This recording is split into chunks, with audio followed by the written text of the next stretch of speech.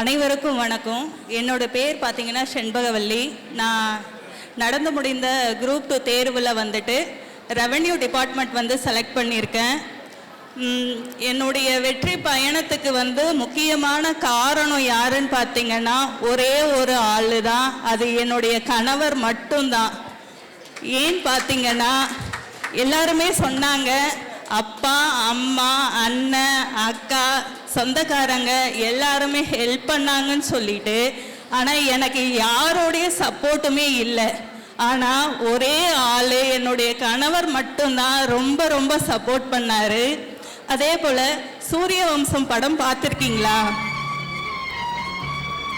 பார்த்துருப்பீங்க. அதில் பார்த்தீங்கன்னா தேவயானி வந்துட்டு கலெக்டர் ஆகணும்னு சொல்லிட்டு சரத்குமார் எப்படி ஆசைப்பட்டாரோ அதே போல் என்னுடைய கணவரும் வந்துட்டு நான் ஒரு அரசு அதிகாரியாக ஆகணும்னு சொல்லிட்டு ரொம்ப ஆசைப்பட்டார். அதே போல தான் எனக்கு வந்துட்டு ஃபுல் சப்போர்ட் பண்ணார். அதே போல் அந்த படத்தில் சரத்குமார் மட்டும் இல்லாமல் கூட வந்துட்டு மணிவண்ணனும் இன்னொருத்தரும் இருப்பார் இல்லைங்களா, அவங்க 2 பேரும் ஹெல்ப் பண்ணியிருப்பாங்கல்ல. அதே போல் ஒரு 2 பேர் வந்துட்டு எனக்கு ஹெல்ப் பண்ணாங்க. ஒருத்தர் பேர் வந்துட்டு தென்னரசு, அவர் வந்துட்டு எங்களுடைய ஃபேமிலி ஃப்ரெண்டு. அடுத்து வந்துட்டு சசிகுமார்னு சொல்லிட்டு ஒரு அண்ணன், அவரு வந்துட்டு எங்களுடைய பசங்க. எனக்கு வந்து மொத்தம் 2 பசங்க. நாங்கள் எங்கே போனாலுமே என்னுடைய பசங்களை இன்னைக்கு வரலுமோ அவங்க தான் பார்த்துக்கிறாங்க.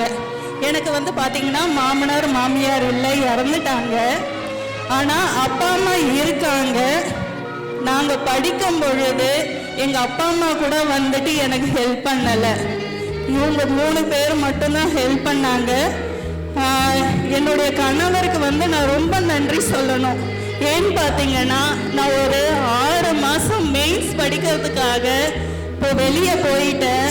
அந்த சமயத்தில் வீட்டு வேலையும் பார்த்துக்கிட்டு ஃபேமிலியும் ரன் பண்ணிக்கிட்டு என்னுடைய பசங்களையும் பார்த்துக்கிட்டு ரொம்ப ஹெல்ப் பண்ணி என்னை இந்த நிலைமைக்கு வர வச்சுருக்காங்க.